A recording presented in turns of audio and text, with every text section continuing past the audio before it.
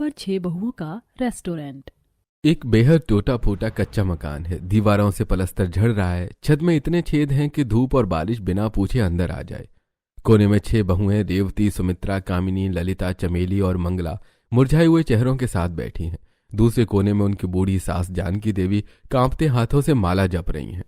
माँ जी, मटका भी हमारी किस्मत की तरह सूख गया है। एक बूंद पानी नहीं है। भूख तो जैसे तैसे बर्दाश्त हो रही है, पर अब तो प्यास से गला भी सूख रहा है। क्या हम बस ऐसे ही घुट घुट के मर जाएंगे? पता नहीं क्या होगा हमारा, कभी दिन बदलेंगे भी या नहीं। जीजी, अब तो चक्कर आ रहे हैं। कल से तो पानी भी नसीब नहीं हुआ। भगवान को हमारी गरीबी दिखाई नहीं देती क्या? हिम्मत मत हारो मेरी बच्चियों, ये परीक्षा की घड़ी है। वो ऊपर वाला देख रहा है, वो इंतजाम करेगा। कब करेगा माँ जी? जब हम सब मर जाएंगे। देखिए घर की हालत, न दाना है न पानी। ये घर नहीं, अब तो खंडहर लगता है। रात का समय, घर के बाहर कोहरा छाया हुआ है। सभी औरतें बाहर ही बैठी हैं और बातें कर रही हैं। 2 साल हो गए जिज्जी, पूरे 2 साल। जब वो गए थे तो कहा था बस 6 महीने में ढेर सारे पैसे लेकर लौटूंगा, फिर तुम्हें रानी बनाकर रखूंगा। यहाँ रानी तो छोड़ो, भिखारी वाली हालत हो गई है। ना कोई चिट्ठी ना कोई खबर। कहीं वो हमें भूल तो नहीं गए? सुना है शहर की हवा बहुत खराब होती है, लोगों को बदल देती है। अगर उन्होंने वहाँ दूसरी शादी। शुभ शुभ बोल ललिता, वो ऐसे नहीं है। हमारे पति हैं, वो कोई गैर नहीं। सही कह रही है रेवती, मेरे बेटे श्रवण कुमार हैं। वो अपनी माँ और बीवियों को ऐसे नहीं छोड़ सकते। जरूर कोई बड़ी मुसीबत होगी, या शायद कोई बहुत बड़ा काम मिल गया होगा जिससे उन्हें फुर्सत नहीं मिल रही होगी। सच में माँ जी, मतलब वो आएंगे ना हमारे लिए नए कपड़े और मिठाई लेकर और ढेर सारे पैसे लेकर, जिनसे हमारी ये सारी मुसीबतें खत्म हो जाएंगी। हाँ मेरी बच्ची, जरूर आएंगे। तब तक हमें अपनी इज्जत और सांसें बचाकर रखनी होगी। तुम लोग रोना बंद करो। तुम्हारे आंसू देखकर मुझे अच्छा नहीं लगता।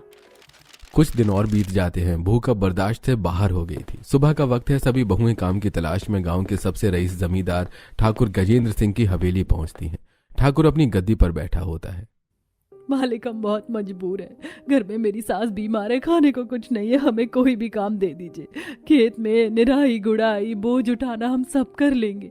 बस 2 वक्त की रोटी का सहारा हो जाएगा।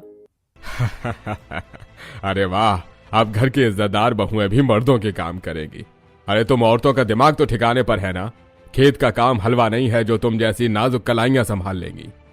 मालिक, मजबूरी इंसान से सब करवा लेती है। हम मेहनत से नहीं डरते। चुप, एकदम चुप। औरतों का काम होता है घर की 4 दीवारी में रहकर चूल्हा चौका करना और बच्चे पैदा करना। मर्दों के काम में टांग मत अड़ाओ। अगर खेत में काम दूंगा तो गांव वाले क्या कहेंगे कि ठाकुर गजेंद्र सिंह के पास मर्दों की कमी पड़ गई। पर मालिक, हम भूखे मर जाएंगे। हम पर थोड़ी तो दया करें। तो मरो, वो तुम्हारी किस्मत है। निकल जाओ मेरी हवेली से, कहीं तुम्हारी परछाई से मेरा आंगन अपवित्र ना हो जाए। जाओ, तुम जैसे लोग नीचे लोग हैं, हमारे समाज को गंदा कर रहे हैं। निकल जाओ यहाँ से। 6 की 6 बहुएं वापस लौट जाती हैं। वो गांव में कुछ और देर भटकती हैं। उनको एक छोटा किसान अपने खेत में काम दे देता है। सभी बहुएं दिन भर मेहनत करती हैं। सूरज ढल रहा है। खेत में काम करते करते बहुएं थक चुकी हैं। खेत का मालिक काका रामदीन एक पुरानी पोटली लेकर उनके पास आता है। अरे बेटियों, काम तो तुम लोगों ने बहुत किया है, पर इस बार फसल अच्छी नहीं हुई। मेरे पास नकद देने को कुछ नहीं है। तो क्या हम खाली हाथ जाएंगे काका? घर में खाने को कुछ नहीं है। नहीं नहीं, मैं तुम्हें भूखा नहीं जाने दूंगा। ये लो, इसमें कुछ रोटियां और थोड़ी सब्जी है। मेरी घरवाली ने दी थी, इसे रख लो। बस यही दे सकता हूँ। भगवान आपका भला करे काका। कम से कम आज माँ जी भूखी नहीं सोएंगी। बहुएं घर आती हैं और सबसे पहले अपनी सास को खाना खिलाती हैं। नहीं बहू, तुम लोग खाओ। तुम दिन भर थक कर आई हो। मेरा क्या है, मैं तो बूढ़ी हूँ। चुपचाप खा लीजिए माँ जी। अगर आप नहीं खाएंगी तो हम भी नहीं खाएंगे। सास को खिलाने के बाद जो बची हुई रोटियां होती हैं उन्हें बहुएं आपस में ऐसे बांटती हैं जैसे प्रसाद हो। आधी आधी रोटी भी हिस्से में नहीं आती और वो पानी पीकर पेट भर लेती हैं। एक दिन की बात है, गांव के अमीर सेठ के घर शादी थी।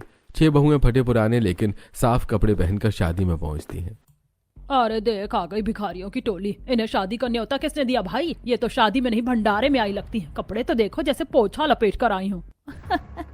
सही कहा बहन, दूर रहो इनसे। कहीं इनकी गरीबी की बदबू हमें न लग जाए। ये उधर कोने में बैठो जमीन पर, हमारे साथ कुर्सियों पर मत बैठ जाना। बस बहुत हो गया। उठो सब, हमें ये खाना नहीं चाहिए। भूख से मर जाएंगे पर अपनी इज्जत बेचकर निवाला नहीं तोड़ेंगे। पर जीजी भूख। कहा ना उठो, जिस खाने के साथ ताने मिले वो खाना जहर होता है। चलो घर। कुछ दिन बाद जानकी देवी जी की तबीयत बहुत बिगड़ जाती है। वो खांस खांस कर बेहाल है। रेवती घबरा कर गाँव में मदद मांगने निकलती है। वो हर दरवाजा खटखटाती है, कोई मदद कर दो, माँ जी बहुत बीमार है। पर किसी ने दरवाजा नहीं खोला। थक हार कर वो गांव के बनिया लाला राम शरण की दुकान पर जाती है। लाला जी, माँ जी बहुत बीमार है, कुछ पैसे उधार दे दीजिए दवा के लिए। मैं पाही पाही चुका दूंगी, आपके यहाँ बर्तन मांज दूंगी, झाड़ू लगा दूंगी। अरे भाई उधार अरे पगली, उधार तो उसे मिलता है जिसकी कोई औकात हो। पर हाँ, एक शर्त है, पैसे दे दूंगा पर बदले में तुझे मेरी सेवा करनी होगी, और वो भी बिना पैसों के, समझी? छी, शर्म नहीं आती आपको? मेरी माँ मौत से लड़ रही है और आप सौदा कर रहे हैं। थूकती हूँ मैं आपके पैसों पर। रेवती वहां से चली जाती है। उसे ऐसा लगता है जैसे पूरे गांव के मर्द उसे नोचने के लिए खड़े हैं। वो घर पहुंचकर जमीन पर बैठकर फूट फूट कर रोने लगती है। ये समाज नहीं, जानवरों की बस्ती है। यहाँ औरत की मजबूरी का बाजार लगता है, कोई इंसान नहीं है यहाँ। तभी दरवाजे पर गांव का एक साधारण सा वैद्य खड़ा आता है। अरे बेटी, रो मत, मैंने सुना है काकी बीमार है, मैं आ गया हूँ। पर बाबा, हमारे पास देने को एक पैसा नहीं है। अरे इलाज का धर्म पैसे से होता है बिटिया, मैं कोई बनिया नहीं हूँ। ये लो पुड़िया, काढ़ा बनाकर पिला देना, वो ठीक हो जाएगी। उस दिन रेवती को एहसास होता है कि कीचड़ में भी कमल खिलते हैं। दुनिया बुरी है पर इंसानियत अभी पूरी तरह नहीं मरी। कुछ महीने और बीत जाते हैं। 6 बहुएं अब गरीबी से परेशान होकर काम करने को मजबूर थीं। आज वो उसी जमींदार ठाकुर गजेंद्र सिंह के घर काम करने गई थी, जिसने उन्हें पहले धक्के मारकर निकाला था। बड़े से हॉल में ठाकुर की पत्नी ठकुराइन के साथ आराम से बैठे चाय पी रहे थे। ए, संभल कर, उस मखमली सोफे को गंदे हाथ मत लगाना। तुम्हारी परछाई से भी गंदगी फैलती है। दूर रहकर काम करो। तुम लोग हमसे बहुत नीचे हो, अपनी औकात में रहो। जी मालकिन, माफ कर दीजिए। शाम का वक्त था। बहुओं ने एक खेत में काम किया था। दिन भर खेत का मालिक एक कंजूस किसान था। काका, हमारा काम हो गया, हमारे पैसे दे दीजिए, घर जाना है। पैसे? अरे कैसे पैसे? आज काम में दम नहीं था, तुम लोग सुस्त हो गई हो। जाओ जाओ, कल आना, आज कुछ नहीं मिलेगा। काका जुल्म मत कीजिए, दिन भर भूखे पेट काम किया है, खाली हाथ गए तो सास क्या खाएगी। अरे हटो, मेरा दिमाग मत खाओ, भागो यहाँ से वरना डंडे से मारूंगा। बहुएं खाली हाथ घर लौट आती हैं। एक दिन की बात है, बहुओं को कहीं छोटा मोटा काम मिल गया था जिससे उन्हें थोड़े से पैसे मिले। सुमित्रा और कामिनी बाजार की एक किराने की दुकान से घर के लिए कुछ राशन खरीद रही थी। दुकान पर खड़ी गांव की कुछ औरतें उन्हें घूर रही थीं। भैया, वो 10 रुपए का सरसों का तेल दे दो। लो देख लो, महारानियां आई हैं 10 रुपए का तेल लेने। इतने में तो दिए भी नहीं जलते। ये सब्जी क्या बनाएंगी, पानी में उबालेंगी क्या? अरे छोड़ ना, गरीबों के शौक है, फटी साड़ी और नवाबों वाली चाल। हमारे पास जितना है हम उसी में गुजारा कर रहे हैं। हम आपकी तरह किसी के आगे हाथ नहीं फैला रहे। मेहनत की रोटी खाते हैं, हराम की नहीं। आप अपने काम से काम रखिए, हमारी फिक्र मत कीजिए। सुमित्रा की यह बात सुनकर उन औरतों के मुंह बंद हो जाते हैं। समय बीत जाता है। शाम का समय है, सूरज डूब रहा है। 6 बहुएं और सास जानकी देवी गांव के किनारे जंगल के पास एक विशाल पुराने बरगद के पेड़ के नीचे बैठी हैं। अब और नहीं सहा जाता माँ जी, रोज वही अपमान, वही भूख। लगता है भगवान भी हमसे रूठ गया है। जीजी देखो ना, ये पेड़ कितना बड़ा है, इसकी डालें कितनी फैली हुई हैं। काश हमारा घर इसके ऊपर होता, वहां हम सुकून से रहते, कोई हमें ताने मारने ऊपर नहीं आता। हम आसमान के करीब होते। हाँ, और ठंडी हवा भी मिलती। 1 मिनट, ललिता दीदी ने क्या कहा? पेड़ के ऊपर घर? सुनो, क्यों ना हम अपना खुद का कुछ काम शुरू करें, अपना व्यापार। व्यापार? पागल हो गई है क्या मंगला? हमारे पास फूटी कौड़ी नहीं है और तू व्यापार के सपने देख रही है। और क्या करेंगे? भीख मांगेंगे? भीख नहीं दीदी, खाना। हम खाना बहुत अच्छा बनाते हैं। और देखिए ये बरगद का पेड़ कितना मजबूत और बड़ा है। कहना क्या चाहती है? माँ जी, शहर जाने वाला रास्ता यहीं से गुजरता है, यहाँ कोई ढाबा नहीं है। अगर हम इस पेड़ के ऊपर एक छोटा सा घर बना ले और वहाँ खाना खिलाएं तो लोग जरूर आएंगे। पेड़ वाला रेस्टोरेंट, सोचो कितना अलग होगा। तुम सच में पागल हो गई हो। पेड़ पर रेस्टोरेंट, लोग हंसेंगे हम पर। हंसने दो दुनिया को। मंगला सही कह रही है, हम बांस, लकड़ी और रस्सियों से पेड़ के ऊपर एक रेस्टोरेंट बनाएंगे। यह अनोखा होगा, इसीलिए चलेगा। लगता है भगवान ने हमारे लिए एक नया दरवाजा खोला है सफलता प्राप्त करने का। अब कुछ भी हो जाए हम हारेंगे नहीं, जीतेंगे अब हम। चलो वो सब तो ठीक है, लेकिन हमारे पास तो बिल्कुल पैसे नहीं है रेस्टोरेंट खोलने के लिए। थोड़े बहुत तो पैसे चाहिए होंगे, हमारे पास तो फूटी कौड़ी नहीं है। तभी जानकी देवी धीरे से एक पुरानी चांदी की चूड़ी जो उनकी शादी की आखिरी निशानी थी वो बहू को दे देती हैं। रेवती, ये ले, इसे बाजार में बेच दे।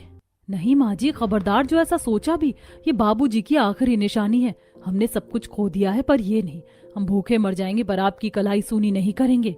अरे पगली, ये चांदी का टुकड़ा मेरे किस काम का? मेरा असली गहना तो तुम 6 हो। अगर मेरी बहुएं भूखी रहेंगी तो ये चूड़ी मुझे काटेगी। इसे बेचकर कुछ पैसे ले आना जो काम आएंगे। समझ लेना तुम्हारे ससुर जी का आशीर्वाद है। जाओ, अब देर मत करो। अगले दिन से काम शुरू होता है। पैसे कम थे तो मजदूरों वाला काम बहुओं ने खुद संभाल लिया। रेवती और सुमित्रा जंगल से बांस काट कर ला रही हैं। ललिता और चमेली रस्सियों से उन्हें ऊपर खींच रही हैं। मंगला और कामिनी लकड़ियां काट रही हैं। गांव की औरतें उन्हें देखकर हंस रही थीं और उनका मजाक उड़ा रही थीं।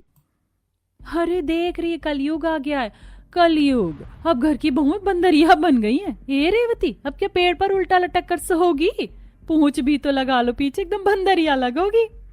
अरे ठाकुर साहब ने काम नहीं दिया तो वो पेड़ पर चढ़ गई। अरे ओ मैडम संभल कर, कहीं दाल टूटी तो हड्डी पसली का चूरमा बन जाएगा। घर जाकर बर्तन मांजो, ये मिस्त्रियों वाले काम तुम्हारे बस के नहीं हैं। इनकी तो मैं नहीं कामिनी, जवाब जुबान से नहीं काम से देंगे। हाथी चलता है तो कुत्ते भौंकते हैं। अपना हाथ चलाओ, जुबान नहीं। समय बीतता है, पेड़ के ऊपर रेस्टोरेंट बनकर तैयार हो जाता है। सुनो सब, हमने रेस्टोरेंट तो खड़ा कर लिया, लेकिन असली चुनौती अब है। हमारी जेब में ज्यादा पैसे नहीं है तो क्या हुआ, हमारे पास हमारा दिमाग है। हम बाजार के महंगे बर्तनों का मोहताज नहीं बनेंगे। हम खाना मिट्टी की हांडियों में बनाएंगे जिससे स्वाद दोगुना हो जाएगा। और रही बात ग्राहकों को खाना परोसने की, तो हम जंगल से पत्ते लाकर उनके पत्तल और दोने बनाएंगे। गैस का खर्चा भी नहीं करेंगे। खाना शुद्ध देसी अंदाज में मिट्टी के चूल्हे पर पकेगा। तो बस अब सोचने का वक्त नहीं है। चलो सब अपने अपने काम पर लग जाओ। 3 बहुएं जंगल में जाती हैं पत्ते लेने के लिए और 3 बहुएं नदी किनारे जाकर मिट्टी के बर्तन बनाने लगती हैं। देखो चमेली दीदी, यह कुल्हड़ बिल्कुल बाजार जैसा बना है ना। जब इसमें चाय पियेंगे ना तो सौंधी सौंधी खुशबू आएगी। पैसे नहीं है तो क्या हुआ, हुनर तो है। हाँ, और देख मैंने हांडी भी बना दी है। अब इसे आग में पकाएंगे तो पत्थर जैसी मजबूत हो जाएगी। शाम हो रही है। ललिता, कामिनी और सुमित्रा जंगल से रंग बिरंगे जंगली फूल और बेलें लेकर आती हैं। वो पेड़ की डालियों पर बेलें लपेटती हैं, फूलों की डालियां लटकाती हैं। बांस की एक मजबूत सीढ़ी जमीन से ऊपर तक लगाई जाती है। जब सब कुछ तैयार हो जाता है तो वो नजारा देखने लायक होता है। पेड़ अब सिर्फ पेड़ नहीं, एक सपनों का महल लग रहा था। रेस्टोरेंट के ऊपर एक पोस्टर लगाया जाता है, सहेली भोजनालय पेड़ वाला रेस्टोरेंट। कैसा लग रहा है? 1 नंबर जिज्जी, बिल्कुल 5 स्टार होटल लग रहा है। मेरी बेटियों की मेहनत रंग लाई। अब बस ग्राहकों का इंतजार है। अगले दिन सुबह उद्घाटन का दिन है। रेवती ने बड़ी मुश्किल से पड़ोस के काका से उधार लेकर थोड़ी सब्जियां जुटाई हैं। सुमित्रा ने चूल्हे पर दाल, चावल और बैंगन का भरता बनाया है। खुशबू तो अच्छी आ रही है, लेकिन अभी तक कोई ग्राहक नहीं आया। जी, दोपहर ढलने को है, एक चिड़िया भी नहीं आई। लगता है हमारा ये सपना भी बांस की तरह टूट जाएगा। गांव वाले सही कहते थे, हम पागल हैं। इतनी मेहनत से खाना बनाया, सब बर्बाद हो जाएगा। चुप करो, अभी सूरज डूबा नहीं है, हौसला रखो, कोई ना कोई तो आएगा। मुझे पक्का यकीन है भगवान हमारी मेहनत को ऐसे फालतू नहीं जाने देगा। तभी एक थका हुआ ट्रक ड्राइवर वहां आता है। वो जब इस रेस्टोरेंट को देखता है तो हैरान रह जाता है। अरे भाई, ये क्या चीज है? पेड़ पर रेस्टोरेंट? भूख भी लगी है, चलो देख ही लेते हैं कैसा है ये रेस्टोरेंट। ड्राइवर सुनील सीढ़ियां चढ़कर ऊपर आता है। कामिनी उसे देखकर हड़बड़ा जाती है और फिर मुस्कुराकर हाथ जोड़ती है। आइए आइए भाई साहब, स्वागत है आपका सहेली भोजनालय में, बैठिए ना। ड्राइवर सुनील जमीन पर बिछी चटाई पर बैठता है। मंगला उसे पत्तल में खाना परोसती है। सुनील खाना खाना शुरू कर देता है। अरे वाह भाई वाह, भाई साहब मजा आ गया। ऐसा स्वाद तो बड़े बड़े 5 स्टार होटल तक में भी नहीं मिलता। एकदम घर जैसा, माँ के हाथ वाला स्वाद है। ये शब्द सुनकर बहुओं के चेहरों पर जो खुशी आती है वो करोड़ों की थी। सुमित्रा और रेवती एक दूसरे को देखकर मुस्कुराती हैं। जाते वक्त ड्राइवर खुश होकर पैसे देता है और कहता है, अरे भाई, अब तो मैं जब भी यहाँ से गुजरूंगा यहीं खाऊंगा और अपने दोस्तों को भी इसके बारे में बताऊंगा। मजा आ गया सच में। उस एक ड्राइवर ने जाकर और लोगों को बताया। धीरे धीरे 1 से 2, 2 से 10, 10 से 50 लोग आने लगे। अब सहेली भोजनालय में पैर रखने की जगह नहीं है। अरे ओ मेरी सुपर देवरानियों, अब कमर कस लो। सुमित्रा, तेरे हाथों में जादू है तो तू रसोई संभालेगी। खुशबू ऐसी हो कि ग्राहक खिंचा चला आए। कामिनी, तू अपनी मीठी मुस्कान से गेट पर स्वागत करेगी। ग्राहक को ऐसा लगना चाहिए कि वो रेस्टोरेंट में नहीं ससुराल में आया है। मंगला, तू सर्व करने का काम करेगी। रफ्तार ऐसी रखना कि खाना ठंडा होने से पहले थाली में। ललिता, तू सजावट और सफाई देख। मजाल है जो एक मक्खी भी अंदर आ जाए। चमेली, तू पत्तल और बर्तन का मोर्चा संभाल और मैं थोड़ी पढ़ी लिखी हूँ तो गल्ला और हिसाब किताब मैं देखूंगी ताकि कोई हमें चूना न लगा सके। चलो अब दिखा दो इस दुनिया को हमारा दम। ग्राहकों की भीड़ बढ़ती जा रही थी। लोग खाना खाने के साथ साथ पेड़ के ऊपर बैठकर सेल्फी ले रहे हैं, वीडियो बना रहे हैं। गांव वाले जो कल तक हंसते थे अब नीचे खड़े होकर ये सब देख रहे थे और जल रहे थे। रात का समय था। ठाकुर गजेंद्र सिंह अपने 2 लठैतों के साथ बरगद के पेड़ के नीचे खड़ा था। अरे इन 2 टकों की औरतों की इतनी हिम्मत कि ठाकुर के सीने पर मूंग डलेंगी। चढ़ो ऊपर और ऐसा तहस नहस करो कि कल सुबह ये रोने लायक भी ना बचे। तोड़ दो सब कुछ। लठैत ऊपर चढ़ते हैं और तोड़ा फोड़ी शुरू कर देते हैं और तोड़ फोड़ करके वहां से चले जाते हैं। सुबह जब सभी बहुएं वहां जाती हैं और अपनी रेस्टोरेंट की ये हालत देखती हैं तो हैरान रह जाती हैं और रोने लगती हैं। हाय राम, ये क्या हो गया? मेरा चूल्हा, मेरी मेहनत, किस पापी ने हमारे पेट पर लात मारी? हाय मैं मर गई, सब बर्बाद हो गया। सब खत्म हो गया जिज्जी, सब खत्म। हम गरीबों के नसीब में सुख गया ही नहीं। भगवान भी अमीरों का है। मुझे पता है कि ये सब उस ठाकुर ने ही किया होगा। उसे ही हमसे सबसे ज्यादा जलन हो रही थी। अब हम क्या करेंगे? राशन भी गया, बर्तन भी गए। अब हिम्मत नहीं बची अम्मा जी। लगता है वापस भीख मांगने के दिन आ गए हैं। खबरदार, जो किसी ने आंसू बहाया, रोने से क्या होगा? चूल्हा जुड़ जाएगा। अरे गिराने वाले के हाथ में सिर्फ पत्थर होता है लेकिन बनाने वाले के हाथ में हुनर होता है। पर माँ जी, उन्होंने सब तोड़ दिया। तोड़ने दे, वो चीजें तोड़ सकते हैं, तुम्हारा हौसला नहीं। अगर वो 100 बार गिराएंगे तो हम 101 बार खड़ा करेंगे। उठ रेवती, दिखा दे उस ठाकुर को कि औरत जब घर बना सकती है तो टूटे हुए घर को जोड़ भी सकती है। उठो। जानकी देवी की यह बात सुनकर सभी बहुएं रोना बंद कर देती हैं और फिर से उठती हैं और नई शुरुआत करने का फैसला करती हैं। माँ जी ने सही कहा, हम हारेंगे नहीं। अगर गिरे हैं तो फिर से उठेंगे, लेकिन हारेंगे नहीं। हम अपनी किस्मत बदल कर ही रहेंगे। कुछ महीने बीत जाते हैं। बहुओं ने न सिर्फ रेस्टोरेंट फिर से खड़ा किया बल्कि उसे और भी सुंदर बना दिया। अब नजारा बदला हुआ है। पेड़ के नीचे महंगी महंगी गाड़ियां खड़ी हैं। ऊपर सहेली भोजनालय में पैर रखने की जगह नहीं है। शहर के लड़के लड़कियां कैमरे लेकर खड़े हैं। सुमित्रा चूल्हे पर अपनी स्पेशल जड़ी बूटी वाली चाय बना रही है। खुशबू से पूरा रेस्टोरेंट महक रहा है। हेलो दोस्तों, स्वागत है आपके अपने चैनल पर। आज हम आए हैं उस जगह जो इंटरनेट पर तहलका मचा रही है, पेड़ वाला रेस्टोरेंट। और मेरे हाथ में है सुमित्रा दीदी के हाथ की जादुई चाय। लोग कहते हैं इसमें ऐसा नशा है कि एक बार पियोगे तो सब कुछ भूल जाओगे। चलिए टेस्ट करते हैं। ओह माय गॉड, ये तो सच में अमेजिंग है। इसका टेस्ट कितना ऑर्गेनिक है ना। शहर में तो हम बस केमिकल पीते हैं। दीदी क्या डाला इसमें? अरे मेम साहब, कुछ नहीं, बस जंगल की तुलसी, अदरक और थोड़ा सा प्यार है। कामिनी सभी का स्वागत कर रही थी और भीड़ को कंट्रोल कर रही थी। अरे भैया धक्का मत दो, सबको मिलेगा। मैडम जी, आप लोग उधर कोने वाली टेबल पर बैठ जाइए। मंगला देख रही है, आज तो सांस लेने की फुर्सत नहीं है। ये वीडियो बनाने वालों ने तो हमें मशहूर कर दिया। जी, इसे वायरल होना कहते हैं। अब देखिएगा हमारी किस्मत कैसे रॉकेट की तरह उड़ती है। रात हो गई है। आखिरी ग्राहक भी जा चुका है। बहुएं दिन भर की कमाई का हिसाब कर रही हैं। जी एक बात बोलूं? बोलो ना। अब क्या खुरापात सूझी है तुझे? हम शहर वालों को दाल चावल और पनीर क्यों खिला रहे? वो तो उन्हें शहर में भी मिलता है। वो यहाँ कुछ अलग ढूंढने आते हैं। हमें उन्हें वो खिलाना चाहिए जो सिर्फ जंगल में मिलता है। मतलब हम उन्हें घास फूस खिलाएं? अरे नहीं, मेरी बात सुनो। हम शुरू करेंगे जंगल स्पेशल थाली। सुमित्रा जिज्जी इसे अच्छे से बना लेंगी, मुझे पूरा यकीन है। इसमें होगी कंदमूल की मसालेदार सब्जी और जंगल के खट्टे फलों की चटनी, शकरकंद का हलवा और जड़ी बूटियों वाली चाय जो हमारे यहाँ बनती है, और पीने को ठंडे मटके का पानी। ये सब तो मैं ऐसे बनाऊंगी कि सभी अपनी उंगलियां चाट चाट कर खाएंगे।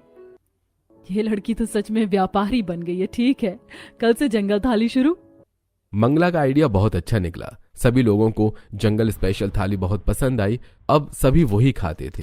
ऐसे ही समय बीत जाता है। एक दिन की बात है, रेस्टोरेंट के सामने एक बड़ी गाड़ी आकर रुकती है जिसमें से ठाकुर बलदेव सिंह निकलता है और उसकी पत्नी काशी देवी। वो वही लोग थे जिनकी शादी से इन बहू को भगाया गया था बेइज्जत करके। सुना है ठकुराइन यहाँ की जंगल थाली बहुत मशहूर है, चलो देखा जाए कौन है ये नया बावर्ची। जैसे वो सीढ़ियों पर पैर रखते हैं, सामने का नजारा देखकर उनके पैरों तले जमीन खिसक जाती है। सामने रेवती गल्ले पर बैठी थी। ये तो वही है, ये वही औरतें जिन्हें हमने शादी से भगाया था। मेरा मतलब लोगों ने बेइज्जत करके भगाया था और हमने कुछ नहीं बोला था। ठाकुर जी चलिए यहाँ से, ये हमें बेइज्जत करेंगी, बदला लेंगी। सही कहा, ये औरतें हमसे बदला लेंगी। वो दोनों मुड़ने ही वाले होते हैं कि रेवती की नजर उन पर पड़ती है। उनको लगता है कि रेवती अब उन्हें धक्के मारकर निकालेगी। मंगला और चमेली गुस्से से उन्हें घूरने लगती हैं। रेवती अपनी जगह से उठती है, हाथ जोड़ती है और मुस्कुराती है। आइए ठाकुर साहब, आइए ठकुराइन जी, सहेली भोजनालय में आपका स्वागत है। मंगला, काका काकी के लिए सबसे अच्छी वाली टेबल लगा। बहू तुम हमें भगाओगी नहीं, हमने तो तुम्हारे साथ। मालिक, वो हमारा कल था, ये हमारा आज है। हमारे रेस्टोरेंट की सीढ़ियां चढ़ने वाला हर इंसान हमारे लिए ग्राहक नहीं भगवान होता है, और भगवान को कोई घर से नहीं निकालता। बैठिए, सुमित्रा के हाथ की जंगल थाली खाइए। ठाकुर और ठकुराइन शर्म से पानी पानी हो जाते हैं। वो चुपचाप बैठते हैं। थोड़ी देर में उनकी थाली आ जाती है। खाना खाते वक्त ठाकुर की आंखों से आंसू टपक पड़ते हैं। वो उठते हैं और रेवती के सामने हाथ जोड़ लेते हैं। मुझे माफ कर दो बेटी, मैं पत्थर था जो तुम्हें पहचान नहीं पाया। तुम औरतें नहीं देवियां हो। उस दिन वो औरतें तुम्हारी बेइज्जती कर रही थी और हम दोनों खड़े होकर देख रहे थे। हमने उन्हें रोका भी नहीं। हमें माफ कर दो, मैं अपनी गलती के लिए बहुत शर्मिंदा हूँ। मालिक, आप हमसे बड़े हैं, गलती हो जाती है और आप अपनी गलती मान रहे हैं, ये तो सबसे बड़ी बात है। शाम ढल रही है। रेस्टोरेंट रोशनी से जगमगा रहा है। अब ये सिर्फ एक रेस्टोरेंट नहीं, एक ब्रांड बन चुका है। पेड़ के नीचे सड़क के किनारे 6 आदमी खड़े हैं। कपड़े फटे हुए हैं, दाढ़ी बड़ी हुई है। कामिनी ऊपर खड़ी थी। जैसे ही उसकी नजर नीचे जाती है वो हैरान रह जाती है। जीजी, रेवती जीजी, देखो देखो, वो लौट आए, हमारे पति लौट आए। रेवती, सुमित्रा, मंगला सब दौड़कर रेलिंग पर आती हैं। वो पहचान लेती हैं उनके पति हैं। वो पागलों की तरह सीढ़ियों से नीचे भागती हैं। जानकी देवी भी लाठी टेकते हुए तेजी से आती हैं। नीचे आकर बहुएं अपने पतियों के गले लगकर फूट फूट कर रोने लगती हैं। हमें माफ कर दो रेवती, हम हार गए। हम कमाने गए थे ताकि तुम्हें रानी बनाकर रखे, पर देखो भिखारी बनकर लौटे हैं। खबरदार जो खुद को भिखारी कहा। आप सही सलामत लौट आए, मेरे लिए यही सबसे बड़ी दौलत है। पर यह सब हमने शहर में सुना था, पेड़ वाले रेस्टोरेंट के बारे में। लोग कहते थे कोई सहेली ग्रुप चलाता है। वो तुम हो, तुम लोगों ने ये सब किया। हाँ मेरे लाल, जब तुम नहीं थे तो इन बहुओं ने बेटों से बढ़कर मेरा ख्याल रखा। इन्होंने जमीन से आसमान तक का सफर तय किया है। हम काम की तलाश में शहर में गए थे। एक बड़े व्यापारी ने हमें अपना बंधुआ बना लिया था। बड़ी मुश्किल से वहां से भाग कर आए हैं। पतियों की वापसी से बहुओं की खुशी दोगुनी हो जाती है। कुछ समय और बीत जाता है। रेस्टोरेंट का नजारा अब और भी प्यारा है। रेस्टोरेंट खचाखच भरा है। किचन में एक अलग ही रौनक है। सुमित्रा रोटियां बेल रही है और उसका पति दिनेश पास खड़ा होकर सब्जी काट रहा है। अरे भाग्यवान, जरा धीरे बेलन चलाओ, मुझे तो डर है कहीं रोटी के साथ मेरी उंगली ना बेल दो। अच्छा जी, शहर में तो बड़ी गुलामी की, अब थोड़ी बीवी की गुलामी भी कर लो, पुण्य मिलेगा। बाहर मंगला ऑर्डर ले रही है और उसका पति सुरेश ट्रे में पानी के गिलास भरकर ग्राहकों को सर्व कर रहा है। रेवती गल्ले पर बैठी है और उसका पति महेश ग्राहकों के बिल चेक कर रहा है। ये अब औरतों का काम या मर्दों का काम नहीं रहा, ये अब परिवार का काम था। देख रहे हो दीनानाथ, मेरी बहू ने वो कर दिखाया जो बड़े बड़े सूरमा भी नहीं कर सकते थे। उन्होंने अकेले अपने दम पर इस वीराने में अन्नपूर्णा का भंडार खोल दिया। कल तक जो गांव वाले तमाशा देखते थे, आज वही इनका हाथ बटाने खुद चले आ रहे हैं। मेरी बहू ने तो सच में पत्थर में भी फूल खिला दिए। हे मेरे महादेव, बस अपनी कृपा ऐसे ही रखना, मेरी इस भरी पूरी बगिया को कभी किसी की नजर ना लगे। गांव के सरपंच रघुनाथ जी माइक लेकर खड़े हैं। जानकी देवी पास में ही खड़ी है। उनके गले में एक बड़ी माला डली हुई है और उनके हाथ में एक पुरस्कार भी है। भाइयों और बहनों, आज हमारे गांव का नाम पूरी दुनिया में रोशन है, जो सिर्फ अम्मा जी और उनकी 6 बहुओं की वजह से है। इन्होंने साबित कर दिया कि औरत अगर ठान ले तो वो पेड़ पर भी महल खड़ा कर सकती है। सभी गांव वाले जोर से तालियां बजाते हैं। ये वही लोग हैं जो कल तक मेरी बहुओं की बुराई करते थे, आज उनके लिए ही खड़े होकर तालियां बजा रहे हैं। इसे कहते हैं किस्मत बदलना। रात का समय है। रेस्टोरेंट अब पहले से भी ज्यादा अच्छा और बड़ा बन चुका है। आज रेस्टोरेंट लाइटों से जगमगा रहा है। पूरा परिवार कुर्सियों के ऊपर बैठा है और बातें कर रहा है और हंस रहा है। कुछ भी कहो, अगर सब साथ होते हैं तो कुछ भी कर सकते हैं। और हाँ, किसी ने सही कहा है, जब भगवान एक दरवाजा बंद कर देता है तो साथ में दूसरा भी खोल देता है। दो नई जुड़वा बहू